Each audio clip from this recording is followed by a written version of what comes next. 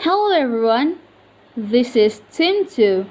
We want to show you guys about conceptualization of teaching learning and individual and institutional perspective. Before we start our presentation, let us introduce ourselves. I am Maria Rajagukguk as moderator and another member, Vita Simamora, Feri Sinaga, Ribka Siregar, and Natalia Situmeang. We will start our presentation, so please give us your attention. Conceptualization of teaching learning. Learning is about a change. The change brought about by developing a new skill, understanding a scientific law, and changing an attitude. The change is not merely incidental or natural in the way that our appearance changed as we got older. Learning is relatively permanent change, usually brought about intentionally. Other learning can take place without planning, for example by experience. And next, concept of teaching will be explained by Vita Simamora. Okay, my name is Vita and I will explain about the concept of teaching. Teaching is a set of events outside the learner which are designed to support internal process of learning. Teaching is outside the learner. Learning is internal to learners. You cannot motivate another if you are not self-motivated. Motives are not seen, but behavior are seen. Learning is both a motivate and behavior, but only behavior is seen. Learning is internal and performance is external. And the second, basic teaching model. Objectives are intent learning outcomes written down before the process of instruction.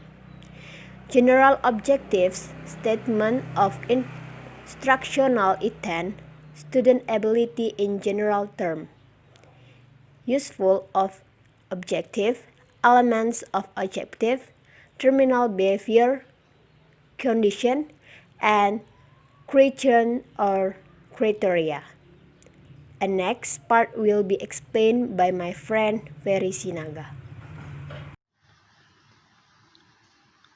Okay, now I will explain the next part what the Vita explained before. Okay, these are the evaluation and feedback. First, we study about objectives, and the second, we study about entry behavior. Then, we study about instruction techniques, and last, we study about assessment. And the next part is the interaction of the learning activity system and teachers' learning orientation systems. A teacher's orientation to learning has an extremely strong influence on how and what he or she learns.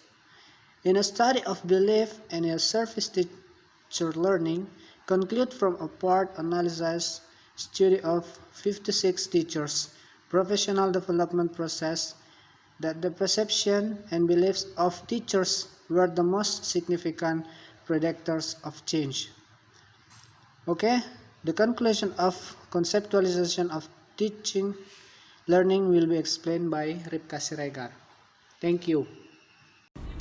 Okay, now I will explain about the conclusion of conceptualization of teaching learning. The conclusion of conceptualization of teaching learning is, according to the findings emerged in this given study, professional developments are considered as an indispensable part of an institution to reach its ultimate aim of reaching perfection. To sum up, it can be said that school leaders should maintain a healthy balance and a mutual interaction between the leadership values and the requirements of having both talented and up-to-date team of English teachers. And next part, individual and institutional perspective. Okay, I will explain about individual perspective. Individual level responsibility may arise when a professional's objects to acts they have to work on or have to accept. It is usually not necessary to violate your own standards. Concerns about taking on an assignment will be something to discuss during the message clarification step. Okay, next, institutional perspective, and will be explained by my friends Natalia Situmeang. And the last, institutional perspective. Institutional means relating to a large organization such as a university, bank, or church. Institutional means relating to a building where people are cared for or held.